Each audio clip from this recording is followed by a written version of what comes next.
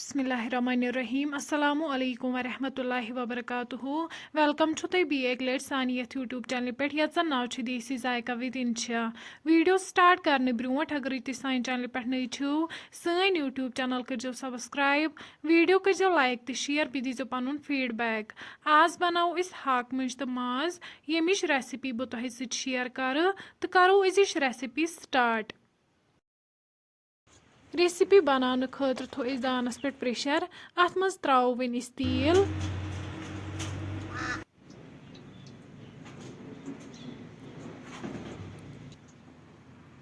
तेल युथै गरम गसे वन त्राव इस अत मज गंड तो रुहन यत गणित म्यूट म्यूट कर गंड तो रुहन कर हल्क फ्राई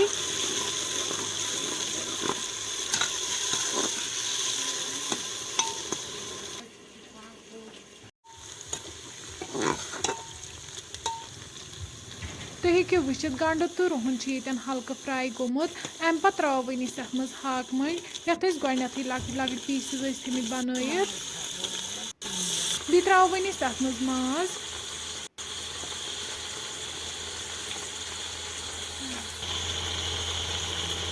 नून चमच 2 लेदर चमच 1.5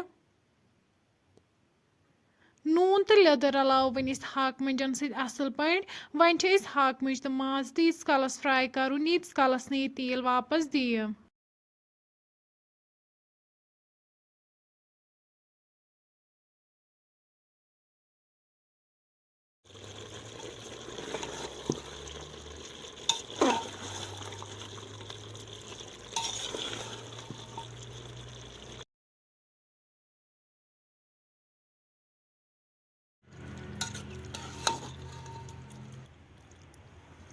तुम हेको ये वुचित हाक मंज तो माज फ्राई गोमुत यमो दीत तेल वापस अम पे त्राव वन अत मज आब कप अख बी त्राव वन अत मज मरचांगन चमच 1.5 बादियान पाउडर चमच 1 जिंजर पाउडर चमच 1 सारी मसाल करहोक असल पे मिक्स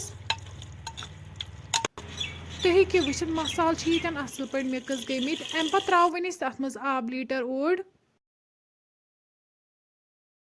वन थो पे ठाट तीस कालस यीस कालस अत ग्रेख यह 5 मिनट बाद तुलो वन ठाट थोद अत आमज ग्रेख वन त्रो अत मज चीट दालचीन तो सब्ज ٲl वन करो अम पे लिड बंद दिमो 2 to 3 विसल यीस कालस हाक मंज तो माज सॉफ्ट गसे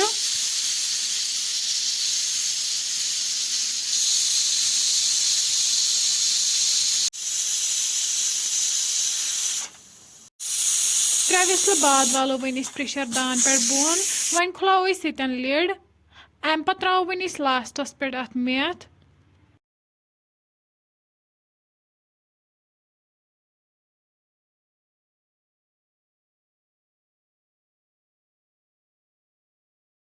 तुम हेको वुचित सं रेसिपी ये बिल्कुल तैयार